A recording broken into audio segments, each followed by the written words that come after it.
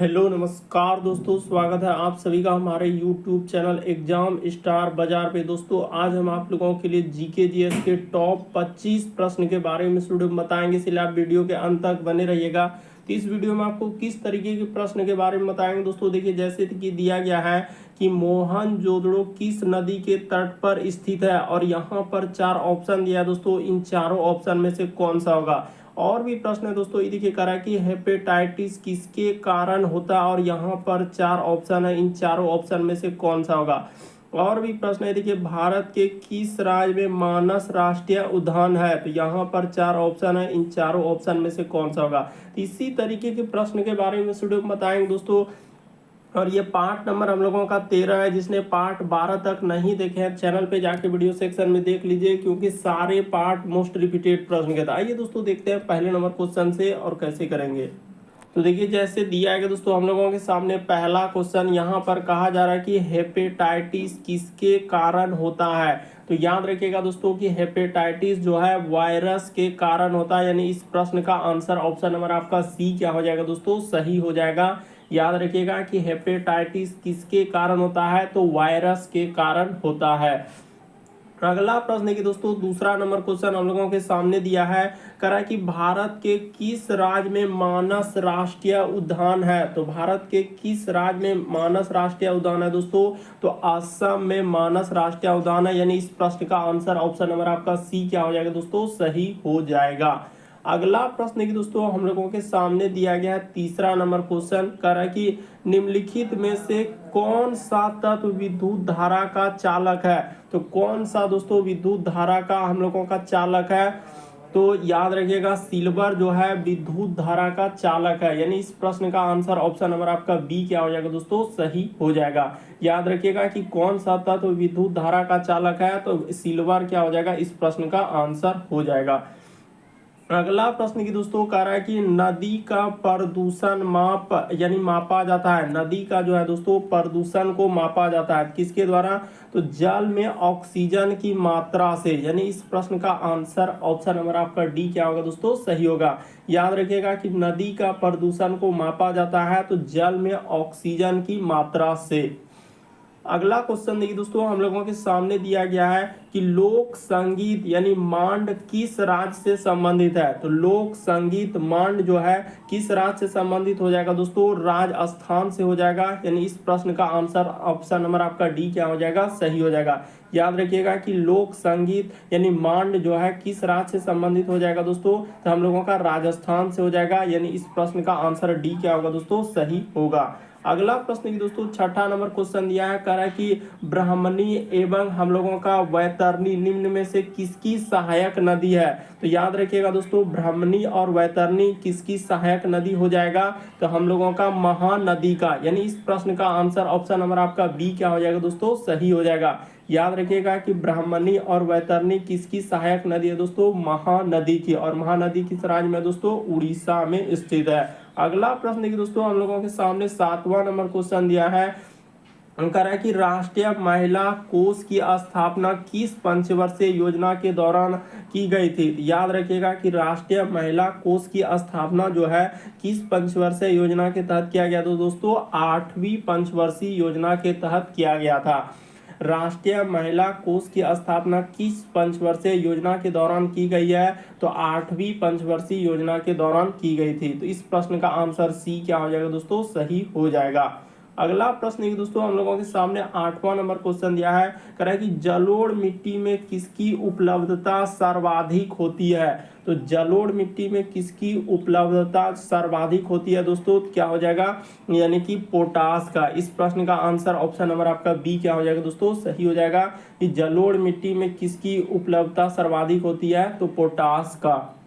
अगला प्रश्न की दोस्तों हम लोगों के सामने 9वां नंबर क्वेश्चन कर रहा है कि बेरी बेरी किस विटामिन की कमी के कारण होता है। तो बेरी बेरी जो है दोस्तों किस विटामिन की कमी के कारण होता है, तो याद रखिएगा B1 की कमी से ही हम लोगों का बेरी बेरी रोग होता है, यानी विटामिन B1 इस प्रश्न का आंसर हो जाएगा। अगला प्रश्न की दोस्तों हम लोगों के सामने 10वां नंबर क्वेश्चन दिया है कि भारत में मौद्रिक नीति किसके द्वारा बनाई जाती है। तो भारत में जो है दोस्तों मौद्रिक नीति जो है भारतीय रिजर्व बैंक के द्वारा बनाई जाती है? यानी इस प्रश्न का आंसर ऑप्शन नंबर डी क्या हो जाएगा दोस्तों, सही हो जाएगा। यानी आरबीआई के द्वारा किया जाता है। याद रखिएगा कि भारत में मौद्रिक नीति किसके द्वारा बनाई जाती है? तो भारतीय रिजर्व बैंक। यानी इस प्रश्न का आंसर ऑप्शन नंबर आपका डी क्या होगा दोस्तों, सही होगा। अगला प्रश्न की दोस्तों हम लोगों के सामने दिया गया है कि मोहनजोदड़ो किस नदी के तट पर स्थित है? तो याद रखिएगा दोस्तों कि मोहनजोदड़ो जो है हम लोगों का सिंधु नदी के तट पर स्थित है।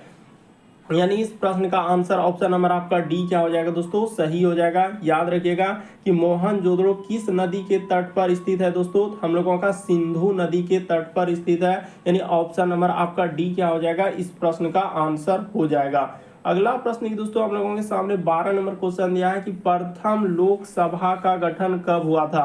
तो प्रथम लोकसभा का गठन जो है हम लोगों का 1952 ईस्वी में हुआ है दोस्तों। यानी इस प्रश्न का आंसर ऑप्शन नंबर आपका सी क्या हो जाएगा, सही हो जाएगा कि प्रथम लोकसभा का गठन किस वर्ष हुआ है दोस्तों, 1952 में हुआ है।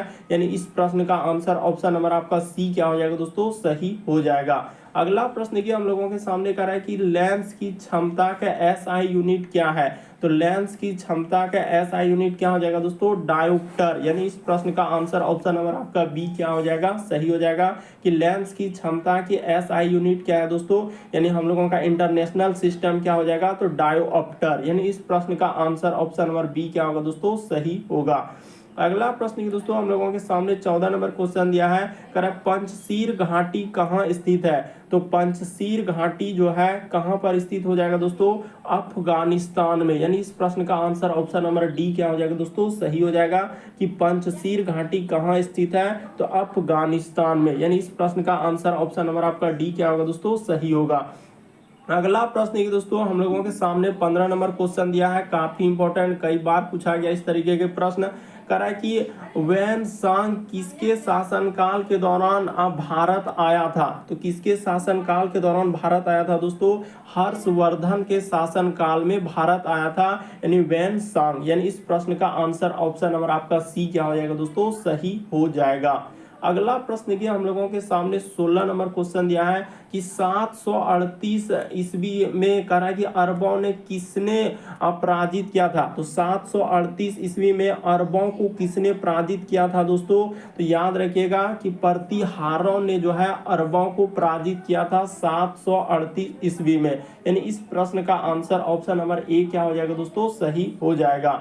अगला प्रश्न देखिए हम लोगों के सामने 17 नंबर क्वेश्चन दिया है कि गर्भ निरोधक गोलियों का आविष्कार किसने किया था? तो गर्भ निरोधक गोलियों का आविष्कार जो है पिनकस ने किया था। यानी इस प्रश्न का आंसर ऑप्शन नंबर ए क्या होगा दोस्तों, सही होगा कि गर्भ निरोधक गोलियों का आविष्कार किसने किया था, पिनकस ने किया था। अगला प्रश्न की दोस्तों हम लोगों के सामने 18 नंबर क्वेश्चन दिया है, कह रहा है तिब्बती लोग किसे कह रहा है कि चोमो लुंगमा अथवा देवी माता कहते हैं? तो किसको कहते हैं दोस्तों, देवी माता। याद रखिएगा काफी इंपॉर्टेंट, तो माउंट एवरेस्ट को कहते हैं। यानी तिब्बती लोग जो है दोस्तों किसे हम लोगों का यानी चोमो लुंगमा अथवा देवी माता कहते हैं, तो माउंट एवरेस्ट को। अगला प्रश्न की दोस्तों हम लोगों के सामने 19वां नंबर क्वेश्चन दिया है कि संतोष ट्रॉफी का संबंध किससे है? तो याद रखिएगा कि संतोष ट्रॉफी का संबंध फुटबॉल से है। यानी इस प्रश्न का आंसर ऑप्शन नंबर आपका सी क्या हो जाएगा दोस्तों, सही हो जाएगा। याद रखिएगा कि संतोष ट्रॉफी का संबंध किससे हो जाएगा, तो फुटबॉल से हो जाएगा। यानी इस प्रश्न का आंसर ऑप्शन नंबर आपका सी क्या हो जाएगा, सही हो जाएगा।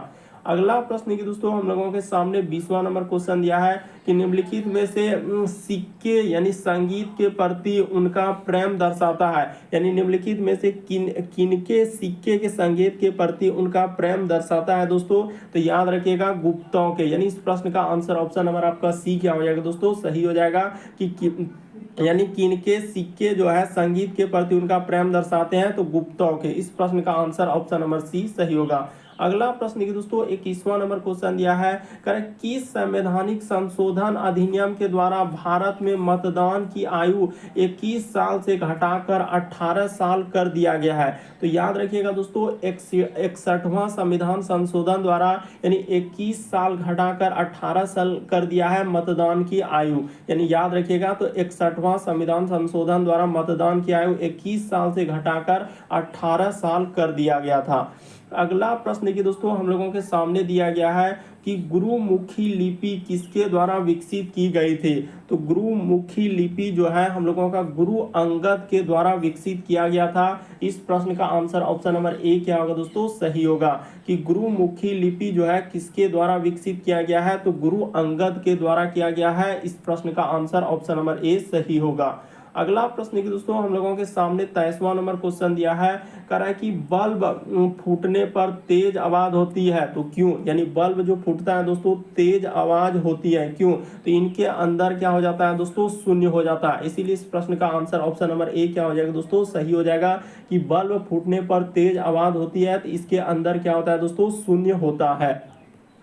अगला प्रश्न की दोस्तों हम लोगों के सामने 24वां नंबर क्वेश्चन दिया है कि किस युद्ध से भारत में मुगल राज की नींव पड़ी है। तो किस युद्ध के बाद दोस्तों कह रहा है किस युद्ध से भारत में मुगल राज की नींव पड़ी है, तो याद रखिएगा दोस्तों पानीपत का युद्ध से। तो इस प्रश्न का आंसर ऑप्शन नंबर आपका बी क्या हो जाएगा दोस्तों, सही हो जाएगा।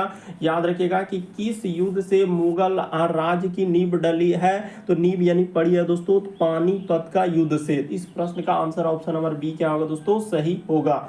अगला प्रश्न की दोस्तों हम लोगों के सामने 25वां नंबर क्वेश्चन दिया है कि किस मुगल सम्राट ने सैयद भाइयों को मार गिराया था। तो किस मुगल सम्राट ने दोस्तों सैयद भाइयों को मार गिराया था, याद रखिएगा मोहम्मद शाह ने। इस प्रश्न का आंसर ऑप्शन नंबर आपका सी क्या होगा दोस्तों, सही होगा कि किस मुगल सम्राट ने सैयद भाइयों को मार गिराया था, तो मोहम्मद शाह ने। इस प्रश्न का आंसर ऑप्शन नंबर सी क्या होगा दोस्तों, सही होगा। तो उम्मीद करते हैं दोस्तों यदि आप हमारे चैनल पे पहली बार है तो जरूर लाइक करेंगे दोस्तों, शेयर कर देंगे और सब्सक्राइब कर देंगे, और जितने भी ग्रुप है आपके पास उस सभी में शेयर कर देंगे। और चैनल पे पहली बार है दोस्तों सब्सक्राइब करके और घंटी के निशान में ऑल वाला सेलेक्ट कर देंगे, ताकि जब भी वीडियो डालेंगे नोटिफिकेशन आपको सबसे पहले मिल जाए। और जिसने इससे पिछले पार्ट नहीं देखे हैं तो चैनल पे जाके वीडियो सेक्शन में सारे पार्ट देख लीजिए दोस्तों। सारे पार्ट काफी इंपॉर्टेंट जो बार बार अलग अलग एग्जाम में रिपीट किए हुए सारे क्वेश्चन है। ओके दोस्तों, थैंक यू। फिर आप लोगों से अगले वीडियो में मुलाकात होगी।